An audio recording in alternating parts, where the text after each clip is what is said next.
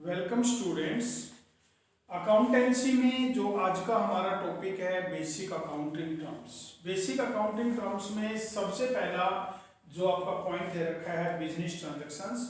अब देखिए business transactions जो हैं फाइनेंशियल ट्रांजैक्शंस होती हैं जो दो पार्टीज के बीच इन्वॉल्व होती हैं। और दो पार्टी कौन सी होती हैं? एक बिजनेस होता है, दूसरा कस्टमर होता है। ठीक है, दो पार्टीज के बीच इन्वॉल्व होती हैं। तो इसके अंदर क्या होता है? मॉनेटरी कंसीडरेशन में गुड्स और सर्विसेज को एक्सचेंज किया जाता है।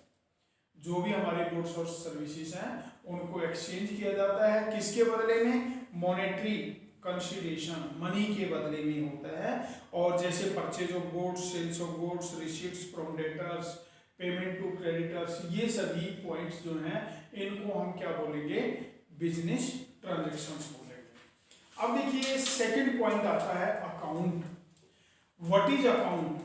अकाउंट एक बिजनेस ट्रांजैक्शंस का रिकॉर्ड होता है जो एक इंडिविजुअल्स के द्वारा, एक फर्म के द्वारा, एक इंडिविजुअल्स और फर्म के द्वारा डेट वाइज रिकॉर्ड किया जाता है। अकाउंट्स क्या होता है? अकाउंट एक बिजनेस ट्रांजैक्शंस का रिकॉर्ड होता है जो एक इंडिविजुअल के द्वारा, एक फर्म के द्वारा डेट वाइज जो भी बिजनेस ट्रांजैक्शंस हुई हैं उनको रिकॉर्ड किया जाता है।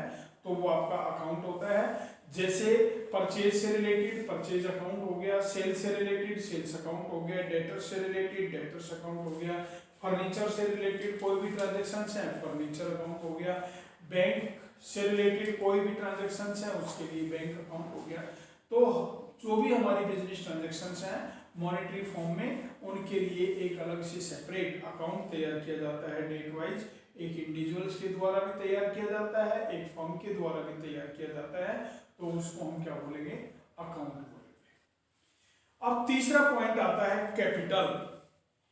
कैपिटल क्या होती है बिजनेस में? Any amount introduced by businessman, any amount introduced by businessman और proprietor of the business in the business. Business के द्वारा जो भी अमाउंट इंट्रोड्यूस की गई है कैश के रूप में, कैपिटल के रूप में, फर्नीचर के रूप में, जो भी अमाउंट इंट्रोड्यूस की गई है वो आपकी क्या कहलाती है? कैपिटल कहलाती है। कैपिटल इंटरनल लायबिलिटी होती है और जो बिजनेस का मालिक होता है, बिजनेस का जो भी मालिक है, प्रोप्राइटर है, उसके द्वारा बिजनेस को सुचारू रूप से ऑपरेट करने के लिए बिजनेस में इंट्रोड्यूस की जाती है।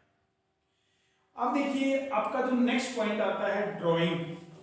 What is drawing? Any amount withdrawn from business for personal use.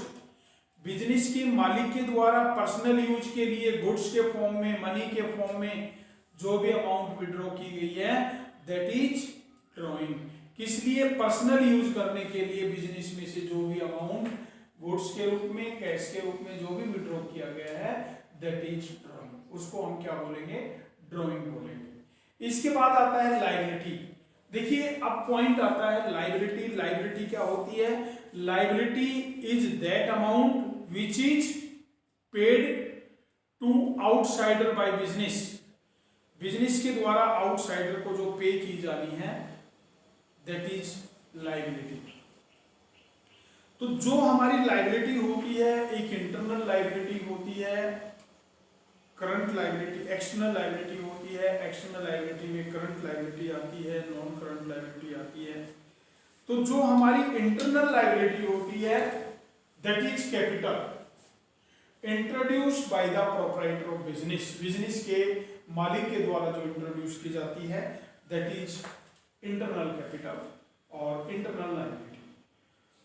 External liability में current liability. Current liability those liability which is payable by owner of the business with in 1 year और before 1 year. जो 1 साल के अंदर पे की जानी है और 1 साल के अंदर अंदर जिसको पे करना है दैट इज करंट लायबिलिटी। और non current liability is that liability which is paid by owner of business to others after 1 year, more than 1 year, that is non current liability. उसको हम क्या बोलेंगे?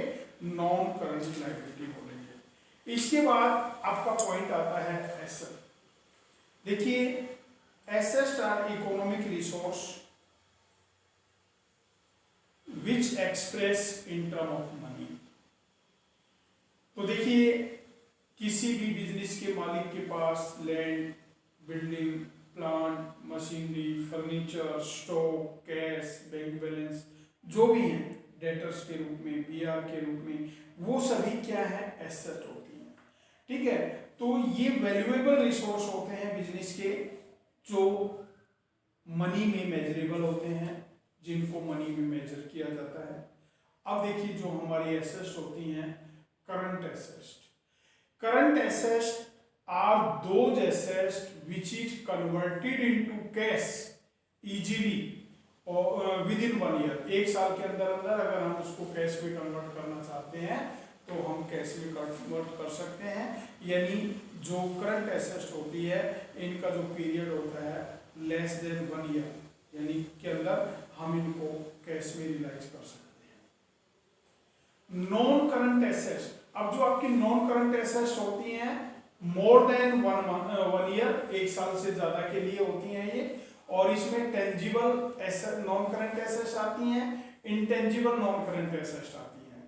तो टेंजिबल करंट एसेट्स कौन सी होती हैं, which can be seen and touch, building है, प्लांट है, मशीनरी है, फर्नीचर है, मोटरसाइकिल है, कंप्यूटर है, ये सभी क्या है, टेंजिबल एसेट्स हैं, हम इनको देख सकते हैं, छू सकते हैं।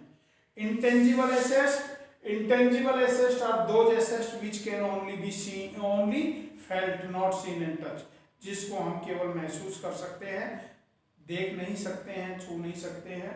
जैसे गुडविल है, पेटेंट्स है, ट्रेडमार्क है, कंप्यूटर सॉफ्टवेयर है, कॉपीराइट है, ब्रांडिंग है, ये सभी क्या है, ये हमारी इंटेंजिबल एसेट्स में आती हैं, which can be felt, not seen and touch. इसके बाद आता है लिक्विड एसेट्स। अब देखिए, लिक्विड एसेट्स क्या होती हैं, लिक्विड एसेट्स बिजनेस में either available in the form of cash और likely to cash, we can convert them into cash easily, जिनको हम कैश में शॉर्ट पीरियड में इजीली कन्वर्ट कर सकते हैं। जैसे मार्केटेबल सिक्योरिटीज हैं, डेटर्स हैं, बीआर हैं, ये आपकी किस में आती हैं, लिक्विड एसेट्स में आती हैं। ठीक है, इसके बाद आपका जो पॉइंट आता है इसमें नेक्स्ट, रिसीट। अब देखिए, रिसीट क्या होता है, तो अमाउंट रिसीव्ड और receivable from selling of assets, किसी भी एसेट्स को बेचने से, गुड्स को बेचने से, सर्विस प्रोवाइड करने से जो भी अमाउंट आपको रिसीव हुई है उसको हम रिसीट बोलेंगे। तो देखिए, ये 2 प्रकार की होती है, एक कैपिटल रिसीट होती है, एक आपकी रेवेन्यू रिसीट होती है। तो जो कैपिटल रिसीट होती है, capital receipt is that receipt which reduce the asset और इंक्रीज द लायबिलिटी, जो आपकी एसेट्स को रिड्यूस कर देती है और लायबिलिटी को इंक्रीज कर देती है। जैसे आपके पास बिल्डिंग है, बिल्डिंग को सेल्स कर दिया आपने, आपके पास कैश आ गया, लेकिन आपकी बिल्डिंग रिड्यूस हो गई, एसेट्स रिड्यूस हो गई। आपने बैंक से लोन लिया, आपके पास कैश आ गया, आपकी रिसीट हो गई, लेकिन आपकी लायबिलिटी बढ़ गई। तो capital receipts are those receipts which increase the liability और reduce the assets. Revenue receipts, revenue receipts कौन सी होती हैं, रिवेन्यू रिसीट्स वो रिसीट्स होती हैं जो ना तो लायबिलिटी को इंक्रीज करती हैं, ना ही एसेट्स को रिड्यूस करती हैं। यानी कंपनी बिजनेस के एसेट्स और लायबिलिटीज पर उनका कोई भी इफेक्ट नहीं होता है, और जो रेकरिंग नेचर के एक्सपेंसेस होते हैं, जो भी इनकम होती हैं रेकरिंग नेचर की, उनसे ये रिसीट्स जो है हमें रिसीव होती हैं। ओके स्टूडेंट्स, तो आज मैंने जो आपको बताया है बिजनेस ट्रांजैक्शंस क्या है, अमाउंट, ये अकाउंट क्या है, कैपिटल क्या है, ड्राइंग क्या है, लायबिलिटी क्या है, आपकी एसेट क्या है और रिसीट्स क्या है, इनके बारे में बताया है। आप एक बार इनको रीडिंग करेंगे और उसके बाद इनको समझेंगे। ओके।